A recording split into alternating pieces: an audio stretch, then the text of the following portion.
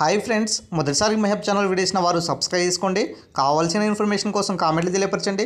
అదేవిధంగా వీడియో నచ్చినట్లయితే లైక్ చేయండి అండ్ షేర్ చేయండి సార్. సో టీజీపీఎస్సీ గ్రూప్ 1 సంబంధించినటువంటి category wise selected candidate list కనుక చూసుకున్నట్లయితే ఇక్కడ చూడొచ్చు సార్. మనకు OC candidates number of candidates select అయ్యారంటే 108 మెంబర్స్ సెలెక్ట్ అయ్యారు. ఓసీలో మరి ఈడబ్ల్యూఎస్ క్యాండిడేట్స్ ఎంత సెలెక్ట్ అయ్యారంటే 64 మెంబర్స్ సెలెక్ట్ అయ్యారు. దాదాపుగా ఇక్కడ చూడొచ్చు సార్, 258 పోస్టులు ఉంటే 258 పోస్టులు ఉంటే ఓపెన్ కేటగిరీలో సెలెక్ట్ అయిన వాళ్ళు ఎంత అయ్యా అంటే 172 మంది సెలెక్ట్ అయ్యారు. 172 ఇక్కడ చూడండి, 108 + 64 172 మెంబర్స్ కేవలము ఈ ఓసీ అభ్యర్థులు మాత్రమే సెలెక్ట్ అయ్యారు. ఇది 172 ఏదైతే 172 మంది సెలెక్ట్ అయ్యారో అవి జీవో నెంబర్ 29 అనే అంశంపైనే సెలెక్ట్ అయ్యారు అంతే. GO number 29 SC ST BC minority వాళ్ళకు ఎంత అన్యాయం చేకూర్చిందో ఇక్కడ చూడండి మై డియర్ ఫ్రెండ్స్. దాదాపుగా 258 పోస్టుల్లో 172 మంది సెలెక్ట్ అయ్యారంటే సుమారుగా ఎంత పర్సెంటేజ్ అంటే 70% మంది దీంట్లో సెలెక్ట్ అయినటువంటి పర్సెంటేజ్.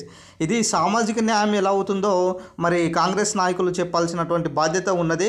జియో నెంబర్ 29 వల్ల ఎస్సీ ఎస్టీ బీసీ మైనార్టీ అభ్యర్థులకు అన్యాయం జరుగుతుందనేసి సో ఎంత చెప్పినా కూడా వినిపించుకోకుండా పంతానికి పోయి ఎగ్జామ్స్ నిర్వహించారు.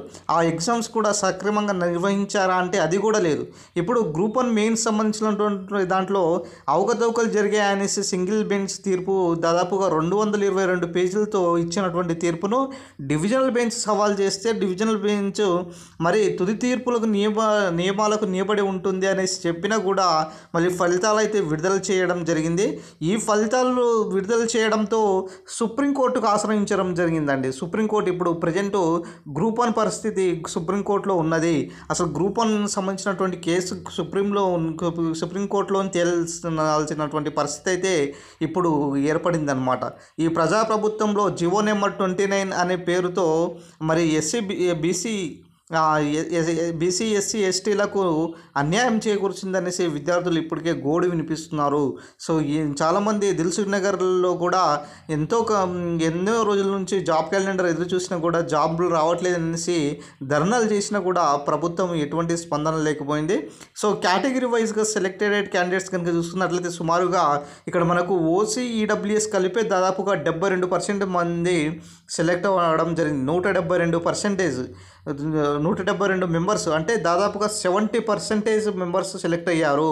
అదేవిధంగా బీసీఏ క్యాండిడేట్స్ చూసుకున్నట్లయితే 47 మెంబర్స్, బీసీబీ కనుక చూసుకున్నట్లయితే 95 మెంబర్స్, బీసీసీ కనుక చూసుకున్నట్లయితే 14 members, BCD candidates 61 members, BCE candidates కనుక చూసుకున్నట్లయితే 22 మెంబర్స్ సెలెక్ట్ అయ్యారు. SC candidates 95 members, ST categories కనుక చూసుకున్నట్లయితే 56 మెంబర్స్ సెలెక్ట్ అయ్యారు. సో కనుక టోటల్ కనుక చూసుకున్నట్లయితే 562 మెంబర్స్ సెలెక్ట్ అవ్వడం జరిగిందండి. సో ఒక పోస్ట్ ఉన్నది, ఆ పోస్ట్ కూడా ఈ యొక్క హైకోర్టు యొక్క తీర్పుకు అనుగుణంగా ఇస్తామనేసి కూడా ఉంచడం జరిగింది. మొత్తానికైతే టీజీపీఎస్సీ గ్రూప్ 1 సంబంధించినటువంటి కేటగిరీ వైజ్కి సంబంధించినటువంటి సెలెక్టెడ్ క్యాండిడేట్స్ కనుక ఇదే మనకు ఈరోజు సంబంధించినటువంటి లిస్టు.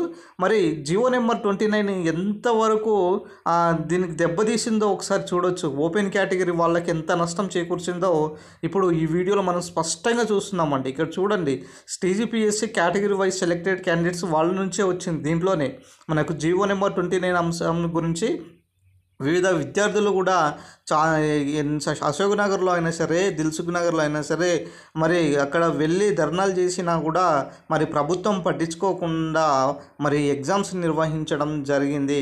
మరి ఇట్లా మరి ఎంతవరకు న్యాయము ఒకసారి ఆలోచించాల్సినటువంటి పరిస్థితి ఇప్పుడు ఈరోజు కాంగ్రెస్ నాయకులకు ఉన్నది. ఇది ఈరోజు సంబంధించినటువంటి అప్డేట్ అండి. వీడియో నచ్చిన లైక్ చేయండి, షేర్ చేయండి, సబ్స్క్రైబ్ చేసుకోండి మై డియర్ ఫ్రెండ్స్.